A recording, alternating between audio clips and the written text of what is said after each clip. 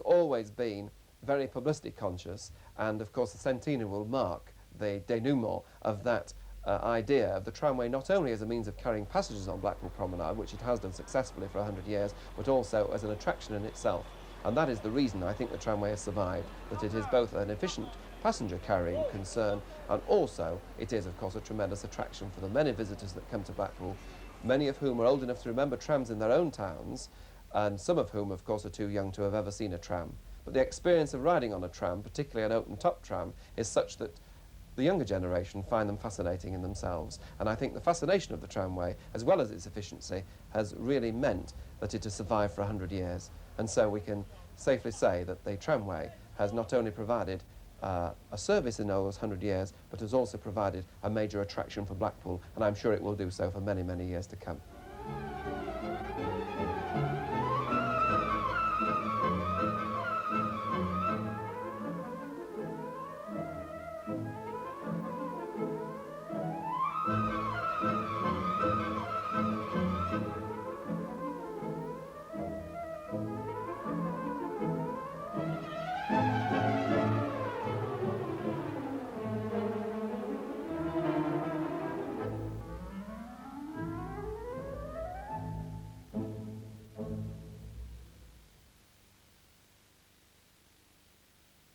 Finally tonight on BBC1 Scotland, the late night news.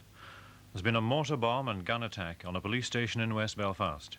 It happened at the new Barnsley security complex on the Springfield Road. A person living nearby has spoken of very heavy machine gun fire and a massive bang. The police say no one has been hurt. They don't yet know the extent of the damage. Investigations have been continuing on both sides of the Irish border into the bomb explosion in County Down, in which Northern Ireland's second most senior judge, Lord Justice Gibson, and his wife were killed. The Northern Ireland Secretary, Tom King, said the recent upsurge in violence in the province was evidence of an increasingly desperate campaign by the IRA. The Labour MP and former government minister John Silkin has died suddenly at his home in London. He was 64 and had represented Deptford in southeast London since 1963. He decided not to stand at the next general election. Mr. Silkin had been Agriculture Minister in the last Labour government. The 14-week-long sit-in at the Caterpillar factory in Uddingston has ended. A mass meeting voted overwhelmingly for a return to normal working from tomorrow morning. The vote followed a union recommendation that the sit-in should end and came after a deal was reached with management on Thursday. The agreement includes a postponement of the Caterpillar shutdown from July until the end of the year, more redundancy payments, and the setting up of a working party to seek a new operator for the factory. It's already emerged that a Scottish company headed by Sir Monty Finniston want to take over part of the factory and employ up to 400 of the 1,200 men in the production of a multi-purpose cross-country vehicle. A Dutch salvage team have been working all weekend aboard the wrecked ferry Herald of Free Enterprise in preparation to refloat her tomorrow. They hope to tow the vessel into harbour at Zeebrugge by lunchtime. The number of people known to have died in the disaster is now 178. The bodies of a man and a woman have been discovered washed ashore a few miles along the coast.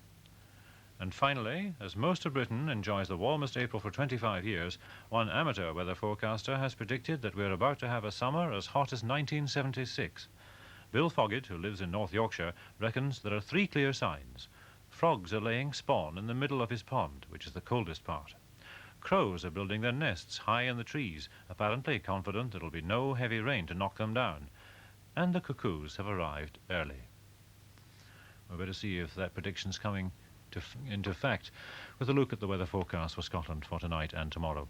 Northern districts will continue cloudy overnight, with occasional rain likely later. In Shetland, fog will be extensive. The rest of the country will be dry and clear, though fog patches will develop by morning. Tomorrow, most places will continue dry, with fog clearing during the morning and becoming warm with sunny periods. The north will be cooler and rather cloudy, with further rain, chiefly in the Northern Isles. Winds, mainly south to southwesterly, becoming strong in the north tomorrow. And that's the forecast. And let's look ahead to what we can expect on BBC1 Scotland for Monday evening. At 7, Wogan's guests are Tony Benn MP and Peter Ustinov. At 7:35, Critical Choices is the title of this week's episode of Head of the Class. Charlie's off-Broadway version of Hamlet would have Shakespeare turning in his grave. At 8, 1964 is recalled in the rock and roll years, and at 8:30, the news of Liz's pregnancies proves too much for Ted in Late Expectations. Panorama is at 9:30, and at 10:10, the Monday film. Dean Martin is Mr. Rico, a criminal lawyer who successfully defends Frankie Steele, a black militant leader in San Francisco, charged with murder. Soon afterwards, 2 policemen are shot, and Steele is identified as the killer. That's the Monday film, and it concludes Monday on BBC1 Scotland. Finally tonight, a word about Good Morning Scotland on Radio Scotland tomorrow morning. As the workers at the Caterpillar tractor factory in Uddingston go back to normal working, there's a report on the 100-day occupation and the mood of the factory's employees as they end their defiance. The emergency services have been rehearsing their response to the sinking of a passenger ferry off the Scottish coast, and we'll hear of the lessons learned since the disaster at Zeebrugge. At the end of another weekend of bloody violence in Ulster, there's an assessment of its implications for politics in the province. So that's Good Morning Scotland with Neville Garden and Joanna Hickson tomorrow morning on BBC Radio Scotland, starting at 6:30. Well, the time now is coming up to 1 minute to midnight. We're closing down. Our first programme on BBC1 Scotland is CFAX AM, pages of teletext and music at 6, and breakfast time starts at 7 with Frank Boff, Sally Magnuson and Jeremy Paxman.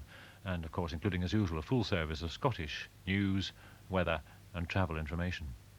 For tonight, from everyone here in BBC1 Scotland, good night. Good night.